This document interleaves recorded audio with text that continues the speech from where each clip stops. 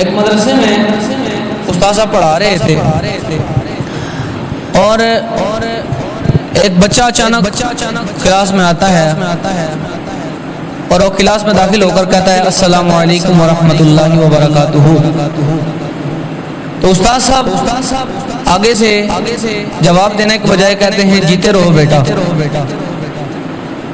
اور وہ بچہ تھا تو چھوٹا لیکن تھا باکمال. اس نے کہا استاد صاحب سلام کا جواب جیتے رہو نہیں ہوتا بلکہ سلام کا جواب ہے وعلیکم السلام ورحمۃ اللہ وبرکاتہ. یہ بات جب استاد صاحب نے سنی تو بجائے ڈانٹنے کے اصلاح کو قبول کرتے ہوئے فرمایا بیٹا آپ کا بہت شکریہ, اور پیار کے ساتھ آپ نے اس بچے کو بٹھا لیا. اب یہ بچہ کون ہے؟ یہ دانا, عقل مند اور قابل شخصیت. یہ وہ بچہ ہے جس کو آج دنیا امام اہل سنت مجدد دین و ملت الشاہ امام احمد رضا خان رحمۃ اللہ تعالی علیہ, وہ بچہ ہے جس کو دنیا امام اہل سنت کہتی ہے, جس کو دنیا امام احمد رضا خان کہتی ہے.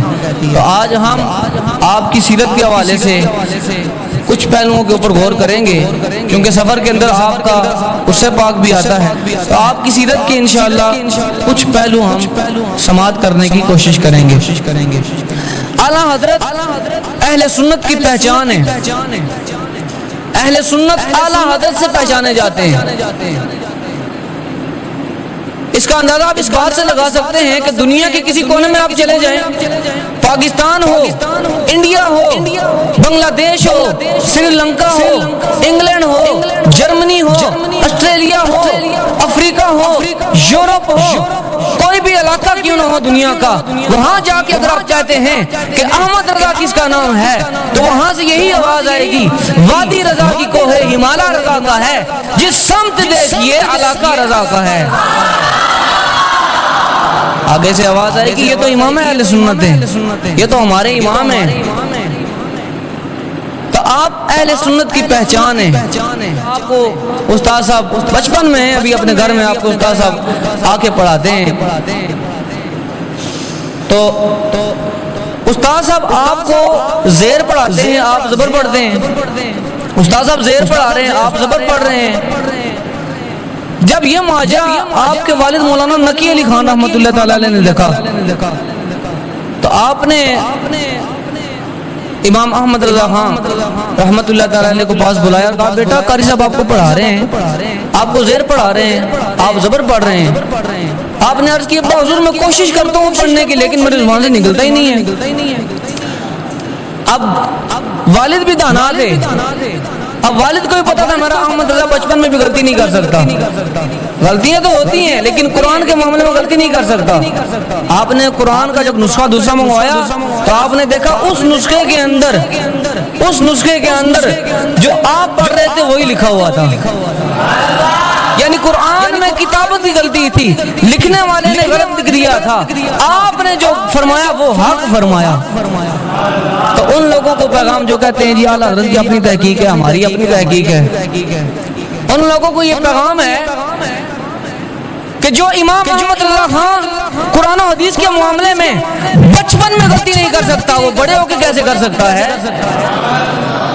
جو امام احمد رضا خان قرآن و حدیث کے معاملے میں, ویسے تو انسان سے غلطیاں ہوتی ہیں, الانسان یرکب من الخطاء والنسیان, لیکن قرآن اور حدیث اور شریعت کے حوالے سے جو امام احمد رضا خان بچپن کی حالت میں غلطی نہیں کر سکتا وہ بڑے ہو کے کر سکتا ہے. اسی لیے ہم کہتے ہیں اعلیٰ حضرت پہ ہماری آنکھیں بند ہیں. اعلیٰ حضرت نے جو فرما دیا دنیا ساری جو مرضی کہتی رہے. اعلیٰ حضرت پہ ہماری آنکھیں, اعلیٰ حضرت پہ ہماری آنکھیں, اعلیٰ حضرت پہ ہماری آنکھیں بند ہیں. اس کے علاوہ آپ کی سیرت کے دیگر واقعات بھی ملتے ہیں. بچپن کی حالت میں ابھی چھوٹے تھے, 5-6 سال کا بچہ بہت چھوٹا ہوتا ہے. اور آپ کو پتا ہے بچوں کا یہ ہوتا ہے کہ بچپن میں جو بچے ہیں ان کا مطلب یہ کہ شلوار باز کا نہیں ہوتی, قمیض نہیں ہوتی, جیسے کہ عموماً یہی حال ہوتا ہے. تو بچپن میں آپ کی شلوار نہیں تھی, 5-6 سال کا بھی اب بچے ہیں, لیکن سمجھ دیکھیے پاس سے بے پردہ عورتیں گزری. اب آپ کی شلوار نہیں ہے اور آپ کی قمیض, آپ کی جو ہے وہ قمیض نے آپ کا پردہ کیا ہوا ہے, تو آپ اس پردے کو اٹھاتے ہیں, قمیض کو اٹھا کے اپنی آنکھوں پہ رکھ لیتے ہیں. اب سامنے دیکھنے والا ہنس کے کہتا ہے احمد رضا شرمگاہ کو ڈھانپا جاتا ہے, آنکھوں کو نہیں ڈھانپا جاتا. تو آپ حکمت بھرا جواب دیتے ہیں, آپ فرماتے ہیں سنو, پہلے آنکھ بہکتی ہے, پھر دل بہکتا ہے, پھر شرمگاہ بہکتی ہے.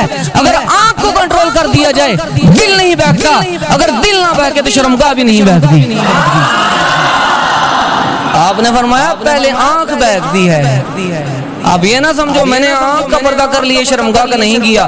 ابھی یہ تھے کتنے, ابھی یہ چھوٹے سے ہیں, ابھی 4-5 سال کا بچہ, 6 سال کا بچہ کتنا ہوتا ہے. یہ اللہ تعالیٰ نے آپ کو فہم اور فراست عطا فرمائی ہے. آپ علمی حوالے سے بھی بہت آگے تھے, مجتہد فی المسائل تھے. آپ رحمۃ اللہ تعالیٰ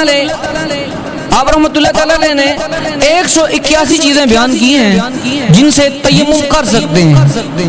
181 چیزیں, جس میں سے بعض چیزیں تو پہلے کی ہیں اور بعض چیزیں آپ نے اپنی تحقیق سے نکالی ہیں.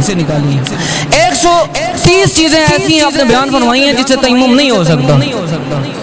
یہ آپ کی تحقیق تھی, اور آپ ریاضی دان بھی تھے, آپ سائنس دان بھی تھے.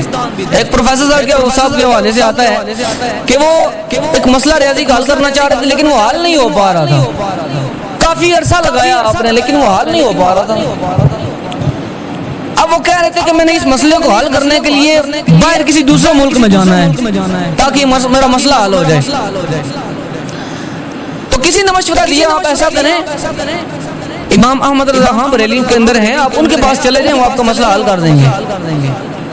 اب ان کے دماغ میں گمان میں بھی یہ نہیں تھا کہ یہ تو مولوی صاحب ہیں, یہ کیا مسئلہ حل کریں گے ریاضی کا, یہ تو میتھ کا مسئلہ ہے, اس کو تو کوئی ریاضی دان ہی حل کرے گا. لیکن یہ نہیں پتا کہ ان کو امام احمد رضا خان کہتے ہیں. یہ امام ہے اہل سنت ہے. یہ چاند اور ستارے دے کے گھڑی ملا لیا کرتے ہیں, یہ سورج دے کے گھڑی ملا لیتے ہیں. یہ اگر نماز پڑھنا شروع کرتے ہیں ٹرین نہیں چلتی.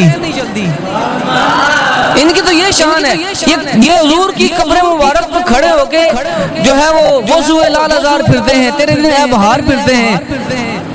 کوئی کیوں پوچھے تیری بات رضا تجھ سے کتنے ہزار پھرتے ہیں. جب یہ پڑھتے ہیں تو حضور ان کو اپنی سر کی آنکھوں سے زیارت کروا دیتے ہیں. اب وہ ٹرائی کرنے کے لیے آ جاتے ہیں, یار چلو چیک کر لیتے ہیں. آپ آتے ہیں, حضرت امام احمد رضا خان رحمۃ اللہ تعالیٰ علیہ اعلیٰ حضرت نماز کا وقت ہوتا ہے, ان کو بٹھا دیتے ہیں, نماز پڑھ کے آتے ہیں. آپ کے سامنے مسئلہ رکھا جاتا ہے. اب یہ بالکل ان کو امید نہیں تھی کہ حل ہوگا. آپ وہ مسئلہ سامنے رکھتے ہیں تو اللہ تعالیٰ فرماتے ہیں یہ مسئلہ ہے, اس کو ایسے کرو, اس کو ایسے کرو, اس کو ایسے کرو, یہ مسئلہ حل ہو گیا.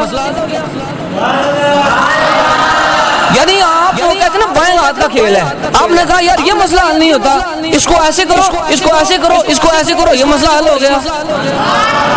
تو آپ ریاضی دان بھی تھے, آپ سائنس دان بھی تھے, بہت آپ کی سیرت کے حوالے سے بہت کچھ لکھا ہے.